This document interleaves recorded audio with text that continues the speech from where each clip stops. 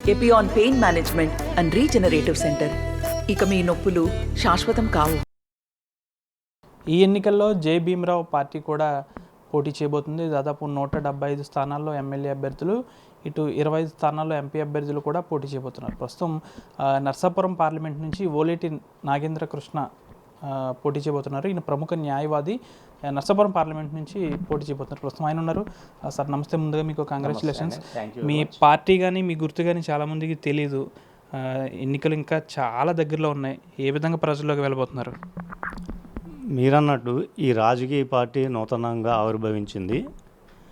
ప్రజల్లో చాలామందికి ఈ పార్టీ గురించి తెలుసు, అవగాహన ఉంది.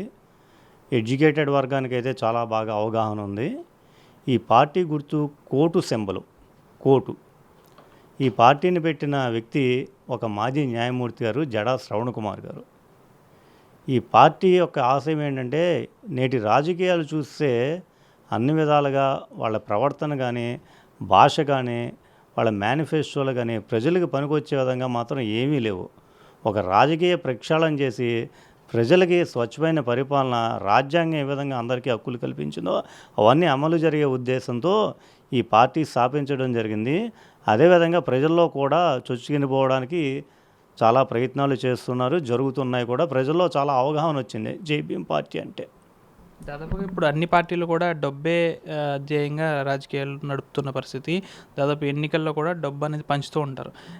అందరూ పార్టీలాగే మీ జై భీమరావు భారత్ పార్టీ కూడా ఈసారి డబ్బు ఏమన్నా ప్రభావితం చేసే విధంగా ఉంటుందా? వాళ్ళు రాజకీయాలకి డబ్బులకి అవినాభావ సంబంధం ఏర్పడిపోయిందండి.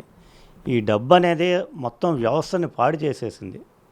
రాజకీయాల్లో డబ్బు అనేది ఎప్పుడైతే ఉపయోగించబడిందో అప్పుడే నైతికంగా అన్ని రాజకీయ పార్టీలు కూడా పాడైపోయాయి. ఈ ఓటు డబ్బుతో కొనుక్కోవడం అనేది చాలా నీచాతి నీచమైన పని. డెమోక్రసీ అనేది ఏ విధంగానూ లేకుండా చేసేసింది డబ్బు. మా రాజకీయ పార్టీ అయితే ప్రజలకి తమ మేనిఫెస్టో ద్వారా, ఆశయాల ద్వారా వెళ్తుంది, కానీ డబ్బు ఖర్చు పెట్టే ప్రసక్తి అనేది మాత్రం ఏ విధంగానూ లేదు. డబ్బుకి మా రాజకీయ పార్టీకి చాలా దూరం. ఆశయాలే మా పార్టీకి ఊపిరి, అవే ప్రధాన లక్ష్యంగా పనిచేస్తున్నాం. నర్సాపురం పార్లమెంట్ నుంచి ఇటు ఎన్డీఏ కూటమి నుంచి ఒక అభ్యర్థి, వైసీపీ నుంచి అభ్యర్థి పోటీ చేయబోతున్నారు. రెండు బలమైన పార్టీలు, మీరు పోటీ చేయబోతున్నారు. ఎందుకు వారిద్దరిని కాదని మీ వైపు ప్రజలు ఎందుకు చూడాలి? వాళ్ళిద్దరూ బలమైన క్యాండిడేట్లే మీరు చెప్పినట్టు. కానీ వాళ్ళిద్దరుని కాదని నన్ను ఎందుకు అనుకోవాలంటే, మా పార్టీ మేనిఫెస్టో చూస్తే ఇది ప్రజలకు అందరికీ చాలా అందుబాటులో ఉండే మార్గం. ప్లస్ ఈ ఆశయాలని, ఈ పార్టీ యొక్క ఆశయాలని అన్ని వర్గాల ప్రజలు మేలు కోరుతున్నాయి. ప్రత్యేకంగా ఒక వర్గం కానీ లేదా ఒక కులం కానీ ఈ పార్టీకి ఇది కాదు. అందరూ బాగుపడాలనే ఉద్దేశంతో మేము అక్కడ ప్రజల్లోకి తీసుకువెళ్ళడానికి వాళ్ళందరినీ కాదని, ఒక్కసారి నాకు ఓటు వేసి నన్ను గెలిపిస్తే రాజ్యాంగం అనేది ఎంతవరకు ఉంటుంది, ప్రజలు దీన్ని ఏ విధంగా లాభం పొందవచ్చు అనేది ప్రత్యక్షంగా చూపెడతాం. అంటే జై భీమరావు భారత్ పార్టీ కేవలం ఇది బడుగు బలహీన వర్గాలకు సంబంధించిన పార్టీ మాత్రమే, లేకపోతే మధ్యతరగతి ఇంకా అన్ని తరగతులకు సంబంధించి పార్టీ అంటారు? అంటే మీ పేరులో జై భీమరావు భారత్ పార్టీ అని పెట్టారు, ఓన్లీ దళితుల కోసమే అంటారా? లేదు, జై భీమరావు పార్టీ అనేది అంబేద్కర్ గారి ఆశయాలకి స్ఫూర్తిని వస్తుంది కాబట్టి జై భీమరావు పార్టీ అని పేరు పెట్టబడింది. మీరన్నట్టు ఇది బడుగు బలహీన వర్గాల పార్టీ మాత్రం కాదు. అది ఒక అపోహ. అన్ని వర్గాలకు చెందినది. కాకపోతే ఈ రాజకీయ నాయకులు ఏంటంటే ప్రతిసారి మేనిఫెస్టోలను బడుగు బలహీన వర్గాలకి ఇది చేస్తాం, అది చేస్తాం అంటున్నారు తప్పితే ఇంతవరకు ఏ రాజకీయ పార్టీ వాళ్ళకి అందించింది ఏమీ లేదు. వాళ్ళ మేనిఫెస్టో ద్వారా వాళ్ళను కూడా ఇంకా బాగా పైకి తీసుకురావాలి, సమాజంలో కూడా వాళ్ళని భాగస్వామ్యులు చేయాలని చెప్పి ఆ విధంగా చెప్పడం జరిగింది. కానీ మా పార్టీ యొక్క ఉద్దేశం అన్ని కులాలు, అన్ని వర్గాల వారు, అన్ని మతాల వారు క్షేమంగా ఉండాలని కోరుచుతూ ఈ మేనిఫెస్టో తయారు చేయడం అందరికీ వర్తిస్తాయి ఇందులో పథకాలు. అంటే మీరు దశ దీవెనలు అని చెప్పి ఒక మేనిఫెస్టో కూడా తయారు చేస్తారు. దీని ప్రధాన ఉద్దేశం ఏంటి? ఏమేమి పెట్టారు దాంట్లో? ఇప్పుడు చాలా రాజకీయ పార్టీలు సూపర్ 6 అని లేకపోతే ఆ స్కీమ్ అని చెప్పి మేనిఫెస్టోలు రిలీజ్ చేశాయి. ఇవన్నీ పాత జంతగా పచ్చడి తప్పితే ప్రజలకు ఏ విధంగా ఉపయోగపడవు. మా దాంట్లో విద్యకి సంబంధించి, వైద్యానికి సంబంధించి, వ్యవసాయానికి సంబంధించి అన్ని రంగాల వారికి అనుకూలంగా ఉండే పథకాలు అన్నీ ఉన్నాయి. ఇవన్నీ సమాజ శ్రేయస్సు కోరే పథకాలు, అంతేగాని రాజకీయ లబ్ధి పొందడానికి పెట్టిన పథకాలు మాత్రం కాదు. అందరి సమాజ శ్రేయస్సు కోరే పథకాలు ఈ దశ దీవెనలు అనే మేనిఫెస్టో అందుకని ఈ విధంగా అందరికీ అందుబాటులో ఉండాలని ఈ కార్యక్రమాలు చేపట్టడం జరిగింది, అన్ని వర్గాల వారికి, అన్ని కులాల వారికి. అంటే మీరు ఒక ప్రముఖ న్యాయవాదిగా ఉన్నారు, ఇప్పుడు చెప్తూ ఉంటారు ప్రస్తుత రాజకీయ పార్టీలో ఉన్న నాయకులు, అది ఎమ్మెల్యే కావచ్చు, ఎంపీ అభ్యర్థి కావచ్చు, ఎమ్మెల్సీ కావచ్చు, ఎవరైనా కానీ వారి భావజాలం, వారి పదజాలం ఏమాత్రం బాగోట్లేదని అంటున్నారు. ఏంటి అసలు? ఇదివరకు రాజకీయ నాయకుల ఉపన్యాసాలు వింటే ప్రజల్లో ఒక విధమైన చైతన్యం వచ్చేది. మీరు స్వాతంత్రోద్యమం నాడు స్పీచెస్ చూస్తే ప్రజల్లో దేశభక్తిని పొందించే విధంగా ఉండేవి. ఈనాటి రాజకీయ నాయకుల ప్రసంగాలు వింటుంటే మనుషుల మధ్య రాగద్వేషాలు, భయాందోళనలు, మత విద్వేషాలు పెరుగుతున్నాయి తప్పితే సమాజానికి ఇచ్చే సందేశం మాత్రం ఏ రాజకీయ నాయకుని ఉపన్యాసాల్లో కూడా ఉండట్లేదు. ఎంతసేపు ఏ సినిమా డైలాగులని కాదు, ఆ భాష చూస్తే ఒక మనిషి, ఒక వ్యక్తి కూడా ఇంత నీచంగా మాట్లాడచ్చా, సభ్య సమాజంలో ఉంటూ నలుగురిలో ఉంటే ఏ విధమైన మాట ఉపయోగించాలని కూడా తెలవకుండా అంత నీచమైన భాష ఉపయోగిస్తున్నారు. ఆ భాష వలన భవిష్యత్తులో తరాలు కూడా ఓహో పబ్లిక్లో మాట్లాడితే ఇట్లా తంతాను, కొడతాను, తిడతాను అని మాట్లాడాలేమో అనుకుంటున్నారు. కానీ ప్రజలకి ఒక సందేశం ఇద్దామనే ఉద్దేశం మాత్రం ఏ రాజకీయ నాయకుడు ఉపన్యాసం ఉండట్లేదు. అంటే ప్రతి పార్టీ కూడా యువతకి మేము ఎక్కువ ప్రాధాన్యత ఇస్తామంటారు, కానీ చివరికి వచ్చేటప్పటికి డబ్బే ధ్యేయంగా ఎవరు ఎన్ని కోట్లు ఇస్తే వారికి టికెట్ వస్తున్న పరిస్థితి. మీ పార్టీలో కూడా ఆ పరిస్థితి ఉందా? ఏమన్నా యువతకి ఏమైనా ప్రాధాన్యత ఏమైనా ఇచ్చారా? మా పార్టీ మొత్తం నించోబెట్టిన వాళ్ళంతా యువకులే అండి. యువతకి ప్రాధాన్యత ఇవ్వడం అంటే వాళ్ళకి విద్యారంగం కానీ, జాబ్స్ కానీ కల్పిస్తే యువత వాళ్ళంతటి వాళ్ళు డెవలప్ అయ్యి రాజకీయాల వైపు దృష్టి సాధిస్తారు. యువతని చదువుకునే వయసులోనూ మద్యానికి, ఈ నోటుకి ఓటు, ఎంత డబ్బు ఇస్తారనే దృష్టిలోకి లాగడం వల్ల యువత అంతా ఈవేళ చాలా దారుణమైన పరిస్థితిలో ఉన్నారు. యువతను బాగు చేయాలంటే వాళ్ళకి విద్య అందించాలి.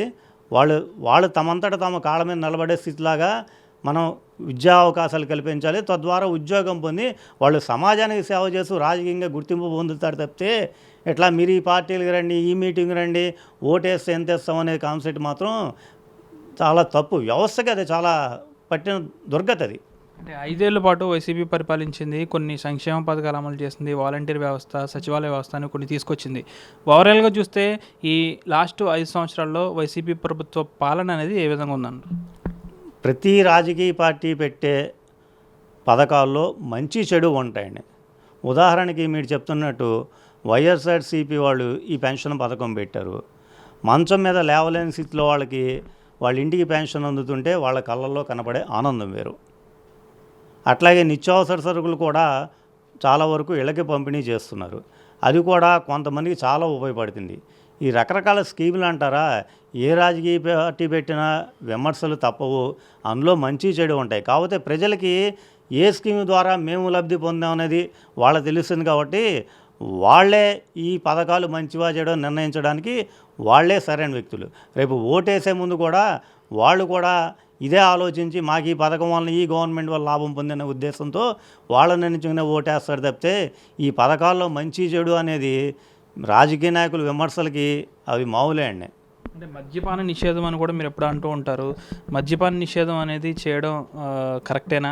ఒకవేళ చేస్తే అది అమలవుతుందా ఏంటి? అంటే గతంలో ఎన్టీ రామారావు చేశారు, కానీ తర్వాత మళ్ళీ అమల్లోకి వచ్చేసింది. మద్యపాన నిషేధం రాష్ట్రంలో అమలయ్యే పరిస్థితి ఉంటుందా? ఎందుకంటే మద్యపాన నిషేధం చేస్తే రాష్ట్ర ఆదాయం పడిపోతుంది అంటారు. చేస్తే ఏంటి, చేయకపోతే ఎలా ఉంటుంది? మద్యపాన నిషేధం చేస్తే రాష్ట్రానికి ఆదాయం పడిపోతుంది అనేది పెద్ద అపోహనే.